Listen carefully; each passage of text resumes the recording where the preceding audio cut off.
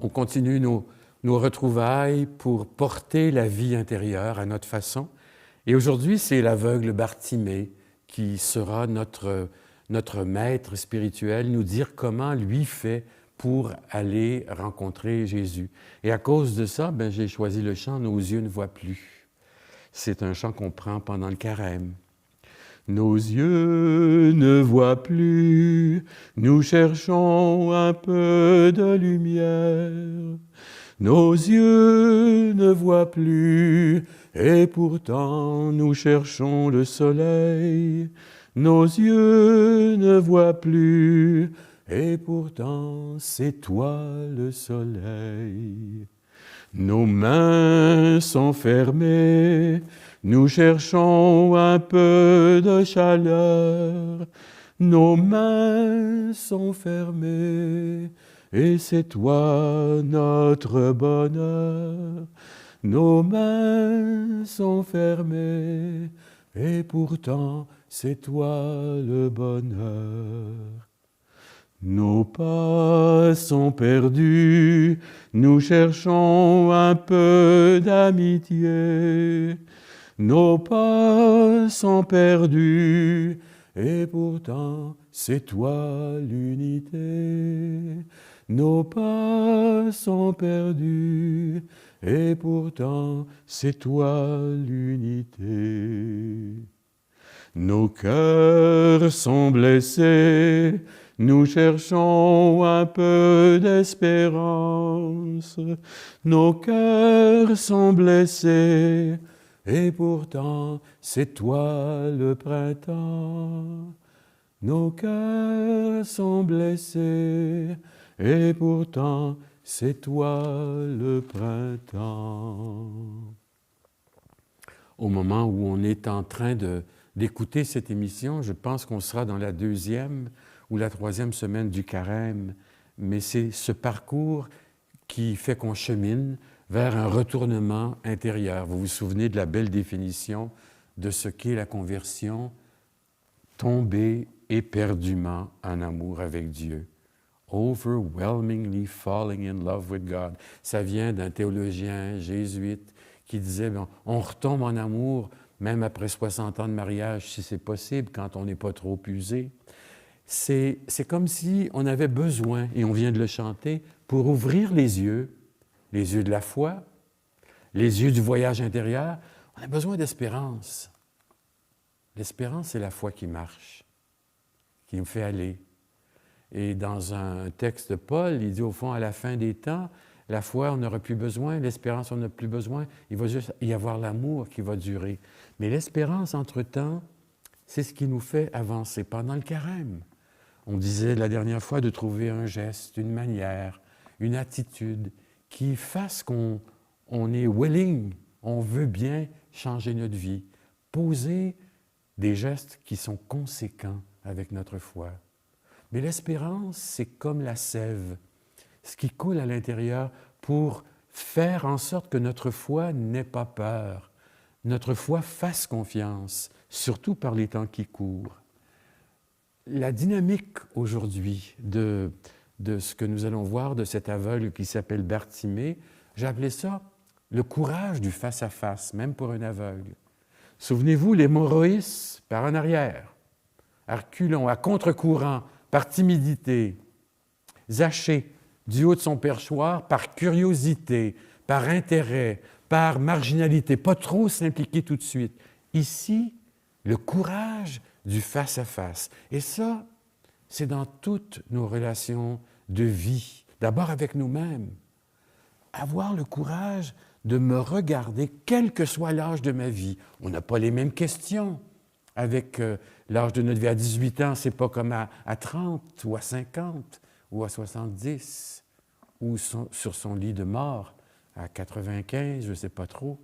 Les questions portent la vie qui nous est donnée comme défi, comme projet. Prendre ma place dans le monde, être bien équipé pour être heureux. Pas rien qu'une question de diplôme, mais d'expérience, puis de sagesse accumulée. Pouvoir partager ça avec quelqu'un, un homme, une femme, avec un réseau de personnes ou d'amis. Me sentir partie prenante d'un projet de vie, laisser ma trace, laisser à des enfants que je pourrais faire naître la capacité de vivre de mes valeurs. On va dire souvent des hommes qui tombent dans la crise de la quarantaine ou du démon du midi ou un peu plus tard, la tentation de la pierre, savoir laisser quelque chose quelque part. Il y avait, je pense, un proverbe chinois qui disait « Tu veux être un homme, plante un arbre, trouve une pierre ou fais un enfant. » Une espèce d'amalgame, je laisse des traces. Et à chaque période de ma vie, je me retrouve devant le courage du face-à-face. Si je trouve quelqu'un dans ma vie qui m'aide à lire, à relire, pas rien que le psychologue ou le psychothérapeute, mais quelqu'un qui, par amitié, est capable de descendre dans mon monde de confidence et dire « Hey, petit gars, où est-ce que tu t'en vas, là? Tu tournes en rond dans ta vie. Ou toi, là, pourquoi tu fais toujours les mêmes bêtises? Pourquoi tu es toujours après courir après ton bonheur et que tu attires le même genre de personnes? » Le syndrome de la femme battue, par exemple. Il y a aussi des hommes battus. Il y a comme le besoin de m'arrêter face à face et avec beaucoup de courage, et ça prend de l'humilité. Plus je suis bardé de diplômes, plus je suis bardé de sagesse de ma vie, plus ça va être difficile de faire table rase et de dire « J'ai les mains vides. Je suis quasiment rien devant toi, Seigneur, mais c'est ça que je te donne, la pauvreté de mon être. » Ça, là, il n'y a pas de prix pour ça. Si on réussit à s'approcher de cette forme d'inutilité, ici, là, c'est le contraire de la performance. C'est le contraire du succès ou du bonheur assuré. La foi, ce n'est pas une garantie de vie. La foi, c'est un cadeau que je mets dans ma besace pour traverser ce que j'ai à vivre. La foi, ça ne m'apportera jamais les grandes questions. Pourquoi il y a de la mort? Pourquoi il y a de la souffrance? Pourquoi il y a de l'injustice? Pourquoi l'homme est un loup pour l'homme? La foi, ça ne donne pas la réponse à ça parce que je vais probablement mourir sans la réponse à mes questions. La foi me permet de durer et de ne pas perdre mon espérance de vue. La foi, c'est comme un cadeau pour marcher, pour cheminer. Et j'ai besoin de la cultiver, de la nourrir, de m'en occuper. Comme je vais m'occuper de mes plantes ou de mon jardin. Mais c'est une expérience dépouillée. Ce que fait l'aveugle, c'est assez beau. Vous allez voir, on va prendre au chapitre 10 de Marc, l'Évangile de Marc, la guérison de l'aveugle Bartimée. Les disciples arrivent à Jéricho. Comme Jésus sortait de Jéricho avec ses disciples et une assez grande foule, l'aveugle Bartimée, fils de Timée, c'est ça que ça veut dire, Bartimée, ça veut dire fils de Timée, était assis au bord du chemin en train de mendier. Apprenant que c'était Jésus de Nazareth, il se mit à crier « Fils de David, Jésus, aie pitié de moi !»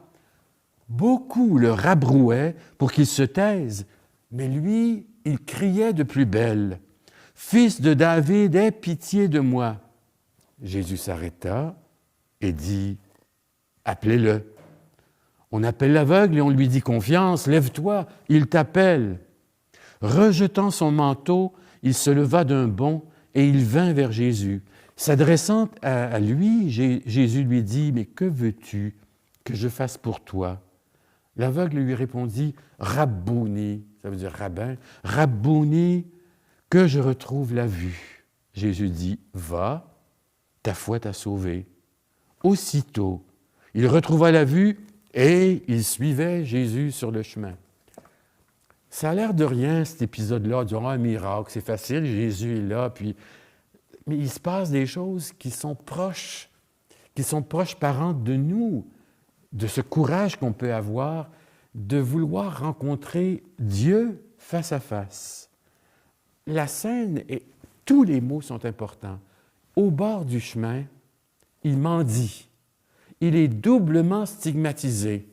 Au bord du chemin parce qu'il est aveugle, il n'est pas dans le trafic de la vie quotidienne. Il n'est pas dans la vie sociale. Il est au bord du chemin et en plus d'être aveugle, il doit mendier comme un pauvre. Il est doublement stigmatisé. Il sait que Jésus passe. Il apprend qu'il passe et c'est là qu'il se met à crier. Et par 2 fois, je ne sais pas si vous vous rendez compte, ce qu'il crie, c'est devenu le début de chacune des messes. Kyrie eleison. Seigneur, prends pitié. Il l'appelle par son nom, c'est quasiment un cadeau qu'il fait, fils de David. Il reconnaît dans la personne de Jésus qu'il ne connaît pas, il reconnaît que cet homme-là est important, c'est peut-être le Messie. Fils de David, Jésus, aie pitié de moi. Les autres ne sont pas contents. On veut le faire taire. Hey, petit gars, ferme-toi, là. C'est important, celui qui passe. On veut le faire taire et lui, il crie encore plus fort. Et Jésus s'arrête et le fait venir. Et là, la démarche, c'est ça le fameux courage de vouloir aller face à face, même aveugle, il doit tâtonner. Il laisse son manteau, il laisse son personnage, il laisse le vieil homme, celui qui est mis de côté par la société, pour dire ce qu'il a besoin. Et là, Jésus lui demande, qu'est-ce que tu veux? Qu'est-ce que tu veux que je fasse? La réponse est importante. Ce n'est pas un aveugle de naissance que je vois de nouveau. Donc, c'est quelqu'un qui a déjà vu, qui a perdu la vue. C'est quelqu'un qui savait c'était quoi les couleurs, la notion des ténèbres et de la lumière, le fait d'avancer dans le noir. C'est quelqu'un qui pouvait dire le soleil est là, la lune est là. C'est quelqu'un qui avait déjà fait l'expérience de voir. On se rapproche de nous autres, là. Et il demande de voir comme il a déjà vu.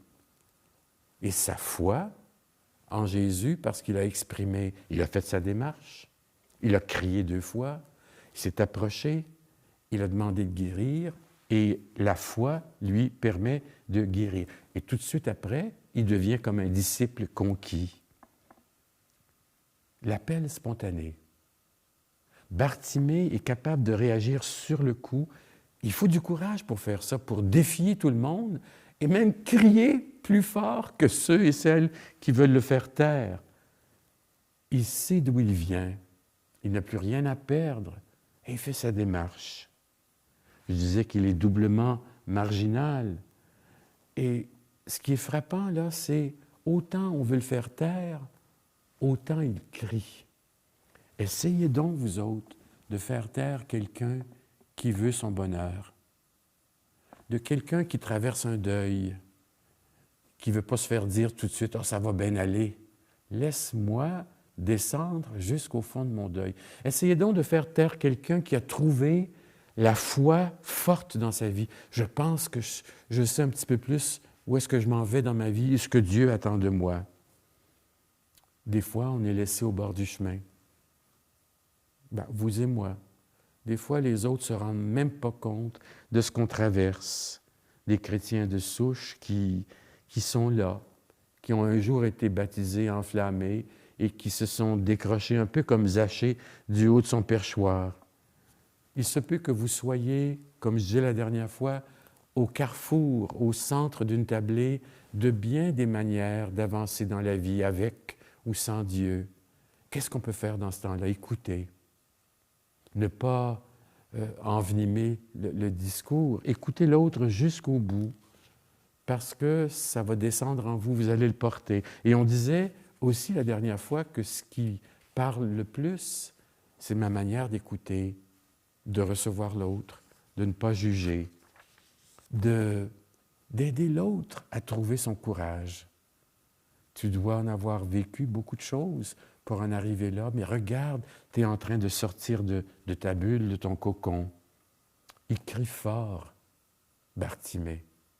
On a le droit, dans nos interventions, dans nos requêtes, dans nos prières silencieuses ou nos moments de méditation parlée, on a le droit de crier à Dieu sa tourmente, sa soif d'infini, son bonheur, son « il y en a marre ». Lever le poing à Dieu pour lui reprocher des choses, même si ce n'est pas lui qui nous les fait, ces choses. Dieu ne veut pas le mal. Mais lever le poing, c'est ça que fait le croyant ou la croyante. Je peux l'adresser à lui au lieu de le pousser et de le laisser de côté. il l'appelle Jésus, fils de David. Il reconnaît dans cet homme qui passe celui qui promet de vivre l'alliance. Je pense à Job, assis sur son tas de fumier dans l'Ancien Testament. Il a tout perdu. Il a perdu sa famille, ses terres, ses biens. Et il devient lui-même lépreux et il est assis sur son tas de fumier en plein désarroi.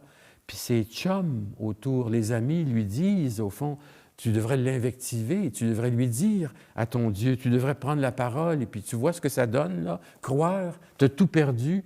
C'est comme si eux passent Dieu en procès et passent par Job pour dire, ben vas-y, récrimine. Et Job commence à parler, et là, il va y avoir un discours avec Dieu. Ils essaient de faire taire Job en criant leur propre inconfort, leur rébellion. Des fois, on est sur la trame de vie de quelqu'un comme une unique source, un déversoir à confidence, et c'est important. Le timing, on parlait du timing une fois, il suffit d'être là, aujourd'hui, au bon moment, et de permettre à l'autre d'avoir du courage pour lui ou elle-même. De dire à l'autre, c'est important, ce que tu vis, ça vaut que Dieu, il t'a déjà vu, mais on va essayer de chercher l'espérance ensemble. De permettre à l'autre de faire son pèlerinage, d'avancer.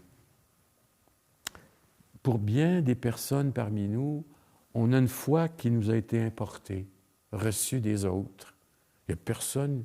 Moi, je n'ai pas choisi d'être baptisé.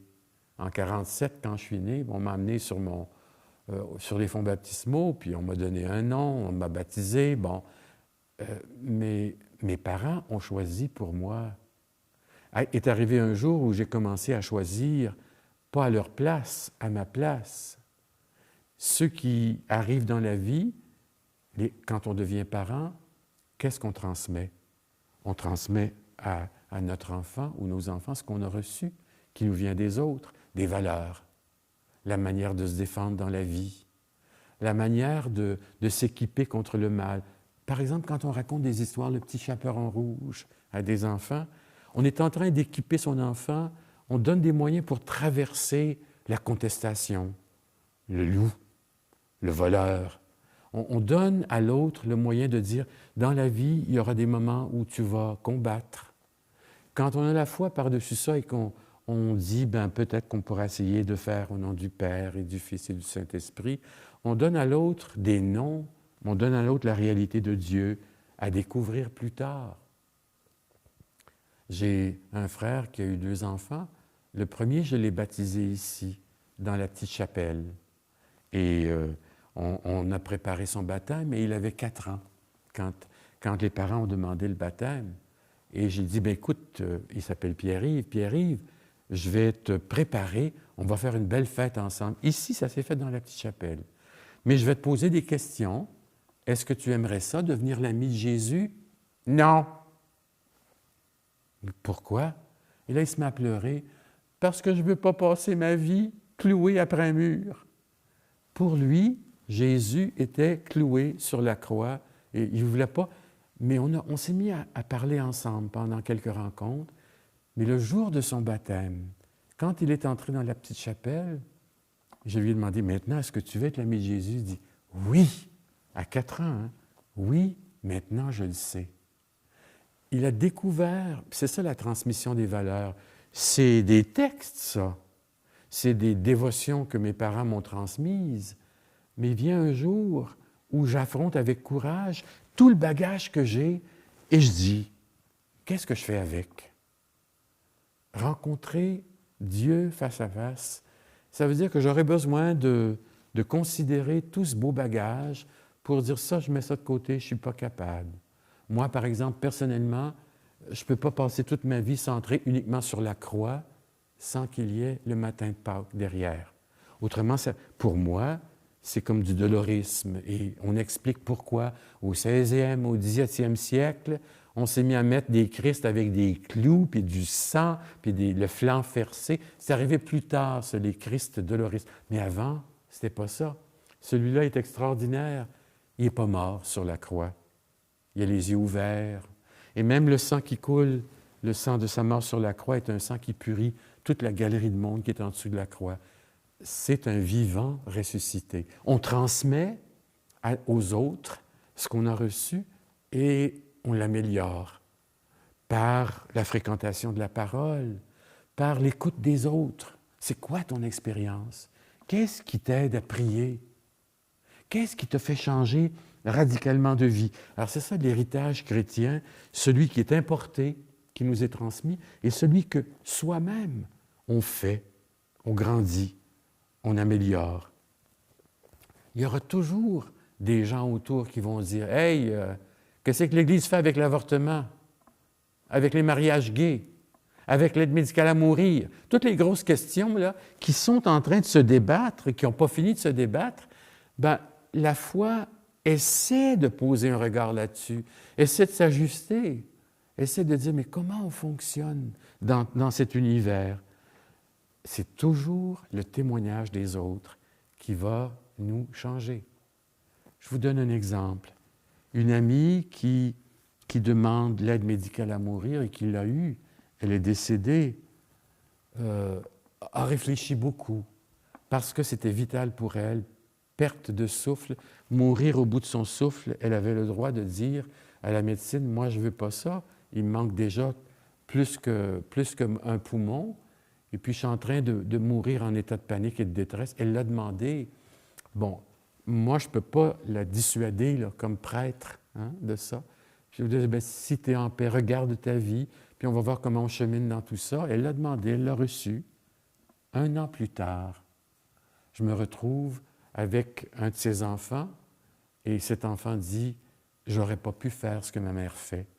Je suis incapable de faire ce qu'elle a fait, mais j'admire son courage. » Voyez-vous, le courage de quelqu'un amène l'autre à cheminer. On ne peut pas avoir toutes les réponses à tout, mais la foi qui nous est donnée, qui nous est transmise, qu'on essaie d'éduquer, de faire grandir, c'est ça que j'ai comme cadeau précieux à transmettre aux miens. On a besoin de mettre de côté tout ce que le monde pense. Bartimée sait que ce Jésus est le fils de David, alors qu'il y a d'autres mondes autour de lui qui y vont, on va le suivre parce que c'est tellement beau ce qu'il dit, parce qu'il peut nous guérir, parce qu'il dénonce le pouvoir. Chacun a sa vision et son intérêt. Comme je vous disais, on peut passer Dieu en procès, mais au moins le convoquer à son procès. Pourquoi est-ce que le mal existe? Mais si je dis « j'en veux pas de ton Dieu », s'il y a le mal, s'il y a de la souffrance, j'en veux pas, c'est pas Dieu qu'on rejette, c'est la fausse image de Dieu. Dieu, c'est pas ça. Autrement, c'est un sadique qui est là pour nous faire souffrir ou expier nos péchés. Alors, ce que fait Bartimée, c'est un geste de confiance, tellement fort qu'il ne peut pas étouffer son cri. Nous autres, il se peut qu'on soit au bord du chemin dans nos vies, alors que tout se passe de névralgique, d'important, de nerveux autour de nous. On est au bord du chemin pour croire devant les bouleversements sociaux et même religieux. Mais si j'ai la foi du charbonnier, la petite foi du jour de mon baptême, je m'en sers. Elle est là pour m'aider à traverser. Et des fois, crier, « Hey, aie pitié de moi, Seigneur, prends pitié. » Bartimée a une manière d'aller à Jésus sans artifice, sans peur, têtu. Ils ne m'empêcheront pas de crier, avec beaucoup de courage. Être capable aussi de changer de niveau et de dire sa souffrance. L'aveugle en moi. Il y a des moments où je ne vois plus du tout où je peux m'en aller, où ce que Dieu me demande. Et je vais me servir de cette prière très souvent. « Aie pitié de moi, aie pitié de moi. » L'avantage de cet homme qui a déjà vu, c'est qu'il veut retrouver quelque chose de beau, d'unique. Est-ce que c'est un accident qui l'a privé de son regard? Est-ce que c'est, je ne sais pas, une mauvaise infection? Qu'est-ce qui a créé cette cécité? Il veut retrouver la vue qu'il avait. Et souvent, on est comme ça. On a vécu quelque chose de fort dans le passé et on veut y retourner. Il ne faut pas que ça s'arrête. C'est tellement beau. Alors, si je rencontre quelqu'un qui un jour s'est levé courageusement dans sa vie, s'est mis à refaire confiance aux autres, c'est lent, hein? C'est pas toujours quelque chose de magique. Il faut beaucoup de persévérance, de patience avec soi. Et les autres qui accompagnent doivent être patients. Mais si je me suis relevé une fois, je serai prêt à le refaire une autre fois, grâce aux autres. Dieu étouffe pas mon cri, ma prière, ma demande. Quand on voit dans le texte d'Isaïe qu'il est là pour donner de la valeur à la relation, me dit, on sait en partant qu'on est gagnant. C'est un paradoxe, des fois dans le plus creux de la tourmente, dans certaines difficultés, dans des cul-de-sac de ma vie, j'essaie de dire, bien, c'est important de continuer la petite sœur Espérance, la petite fille Espérance, de penser qu'il y a quelque chose d'extraordinaire. On a besoin de faire comme Bartimée, de ne pas couper la conversation, le dialogue, parce que quand il se met à voir, ce sont les deux regards dont je parlais la dernière fois avec Zachée, deux regards qui se croisent, deux paroles qui se rencontrent. Qu'est-ce que tu veux? Je vais être heureux, je veux croire, je veux aimer mieux, je veux aimer plus. On va passer la semaine avec le personnage de Bartimée et peut-être regarder courageusement pendant ce carême, est-ce qu'il y a des zones de ma vie où je suis aveugle, où je ne veux pas voir, ou qu'est-ce que je veux retourner dans ma foi, ne pas perdre, je ne veux pas qu'on m'enlève. Qu'est-ce que je veux garder qui est si fort? Ma dévotion au Père, mon attachement à la Vierge. Au fond, que chacun puisse trouver qu'est-ce qui est important, c'est quoi mon trésor de foi qui fait qu'aujourd'hui, j'ouvre les yeux sur ma propre vie, ma foi et mon espérance. Bonne semaine.